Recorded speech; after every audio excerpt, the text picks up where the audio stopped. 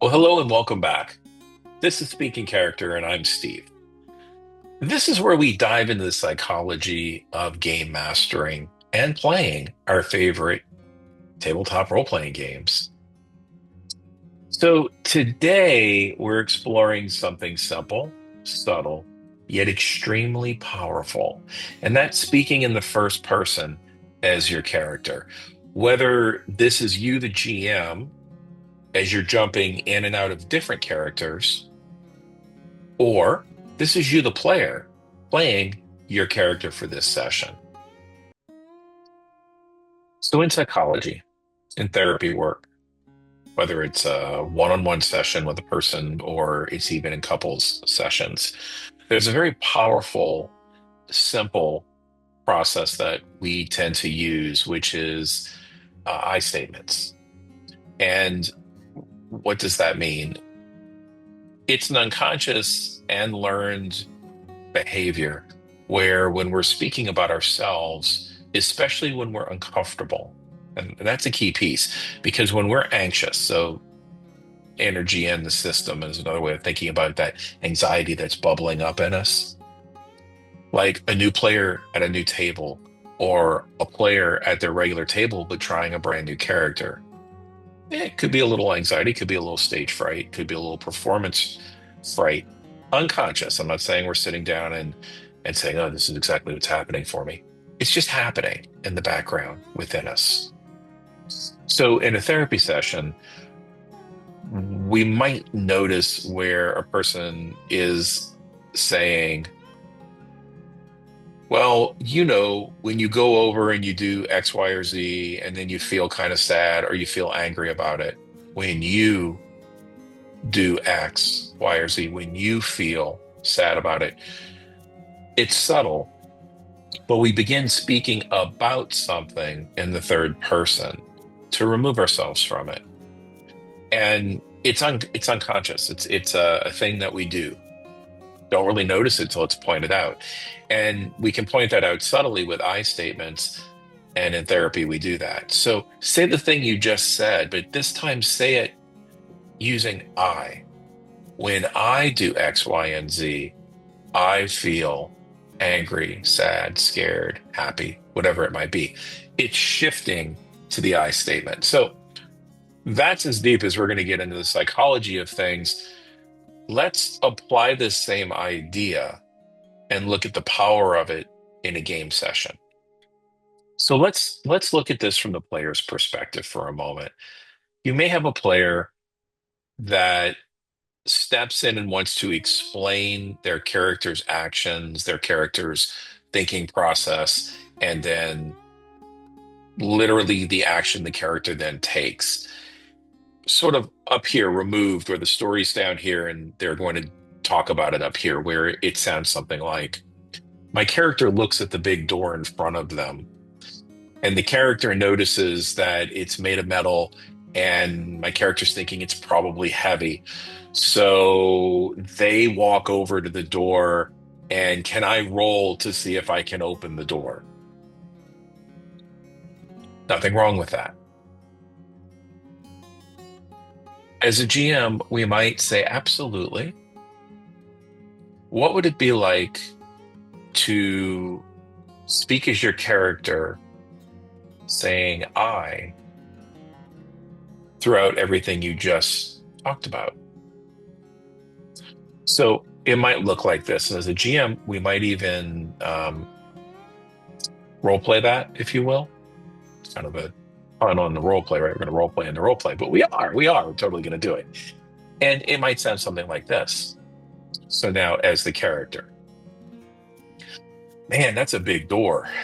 It's made of metal, I think. I bet it's even heavy. I'm approaching that door, and I'm gonna go ahead and make my agility. No, I think a strength. I'm gonna make a strength roll to see if that's okay with you, to see if I can you know, open this door. It just looks so heavy. So something along those lines. What happens is we shift the energy from my character does X to I am doing X. Now it's more natural. We're not thinking as much about two different layers, what my character needs to do and what I need to do in the game as my character. It all becomes one. In acting, formal acting, we talk about embodying our character. And again, not talking about creating a voice or a body movement or a cadence, just it starts mentally. It starts in the mind, cognitively, actually, is where it begins. It's cognition. And that's what we're talking about as we talk about these different scenarios. An I statement is really empowering both the GM as they step into different characters and the player as their character to embody the NPC, the character, the creation they are now being without having to feel overly dramatic or performance, anything like that. I was going to performance anxiety. I think that comes up for new players, younger players, new games, new tables, could be at a convention, could be at a game store. It's their first time. And they just have some performance anxiety. They may not have words for that. Most people are not going to sit down at your table and say, I definitely have some performance anxiety. I've seen it, but it's very rare. Instead, they're going to show you what anxiety looks like for them. Sometimes that's being super quiet, and other times it's the exact opposite, overtly boisterous and wanting to control the table. Well, here's what my character's what I'm going to do. What my character's going to do. That's okay too.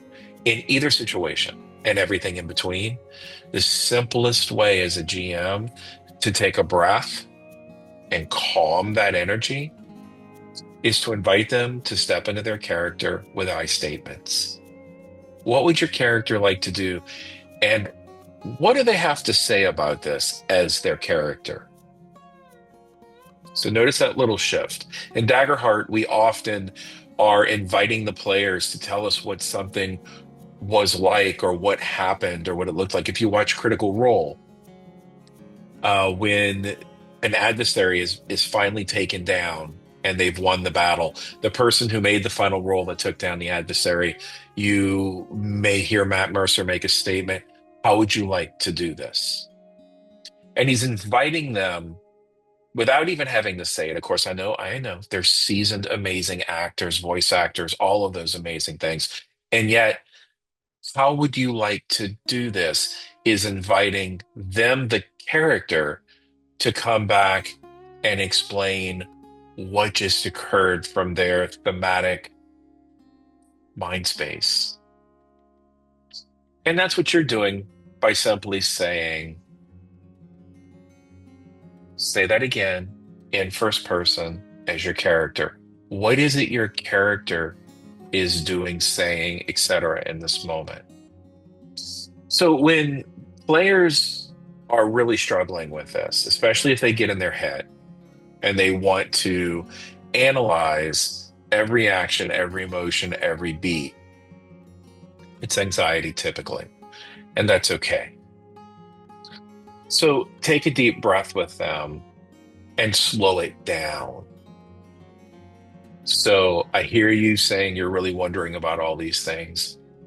Sounds like your character has a lot going on right now in their thinking. That's awesome. That's wonderful.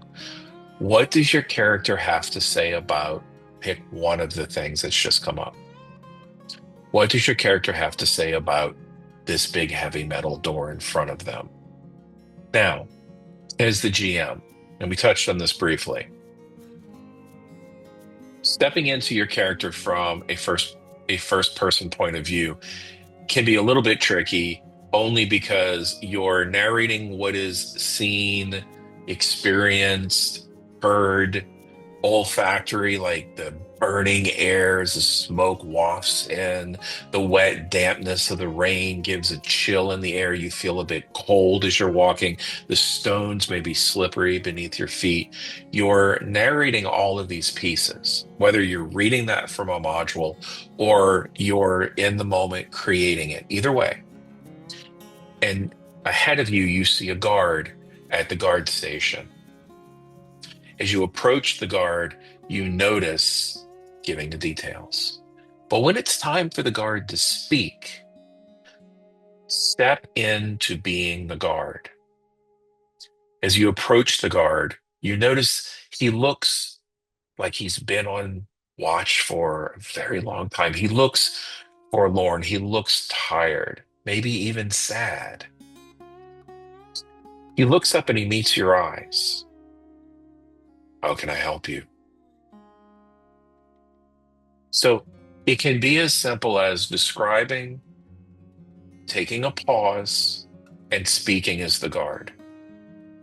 If you want to add the bridge, and then the guard says, you can, but the difference is a step removed from being in the moment. So just to recap, the idea here is to speak in character. I statements, use action where you need to as the GM, and then as you step into your NPCs, start speaking as your NPCs in the first person. As players, step into your character when you step at the table. When you sit down at the table, step into the character and just start speaking as I. And when you're having days where these things are hard to do, give yourself a pass and say, it's okay. This is where I am today, and I'm here at the table, and I'm ready for an amazing game.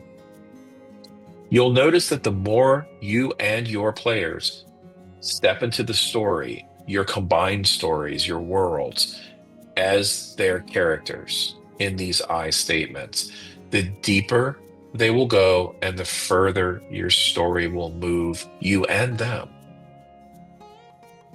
Well, thank you for hanging out with me today. I hope this has been helpful. Please let me know in the comments, what is it like for you as the GM, and what is it like for you, the player? Do you find that you are regularly and naturally speaking in the first person? Do you find that you're speaking in the third person? Or maybe you hadn't really thought about it. I'm going to guess you do both.